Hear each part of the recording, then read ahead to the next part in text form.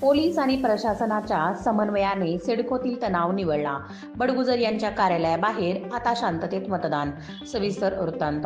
नाशिक महानगरपालिकेच्या सार्वत्रिक निवडणुकीसाठी आज 15 जानेवारी 2026 रोजी शहरात उत्साहात मतदान पार पडत असतानाच दुपारच्या सुमारास सिडको परिसरातील सावतानगर भागात काही काळ तणावाचे वातावरण निर्माण झाले होते. प्रभाग क्रमांक 29 मधील अपक्ष उमेदवार मुकेश शहाणे आणि भाजप उमेदवार सुधाकर बडगुजर यांच्या समर्थकांमध्ये झालेल्या आरोप प्रत्यारोपामुळे या परिसरातील राजकीय वातावरण तापले होते.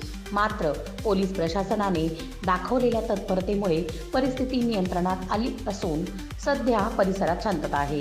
प्रभाग 29 मध्ये अपक्ष उमेदवार मुकेश शहाणे यांनी सुधाकर बडगुजर यांच्या सावतानगर येथील जनसंपर्क कार्यालयाबाहेर पैसे वाटप केले जात असल्याचा संशय व्यक्त करत तिथे गर्दी केली. या आरोपावरून दोन्ही गटांचे कार्यकर्ते समोरासमोर आल्याने शाब्दिक चकमक उडाली. या गोंधळाची स्थिती निर्माण झाली. या घटनेची माहिती मिळताच ACP सचिन बारी आणि अंबड पोलीस ठाण्याचे PI जगवेंद्र सिंह राजपूत यांनी तातडीने घटनास्थळी धाव घेतली. परिस्थितीचे गांभीर्य ओळखून पोलिसांनी दोन्ही गटांच्या कार्यकर्त्यांना पांगवले आणि परिसरात कडेकोट बंदोबस्त तैनात केला. पोलिसांनी वेळीच मध्यस्थी केल्याने कोणताही अनुचित प्रकार घडला नाही.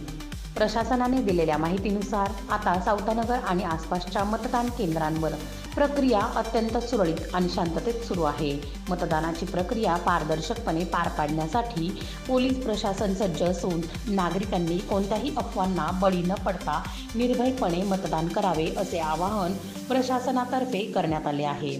शौर्य रणरागिणी न्यूजसाठी पंकज सोनार, क्राईम रिपोर्टर.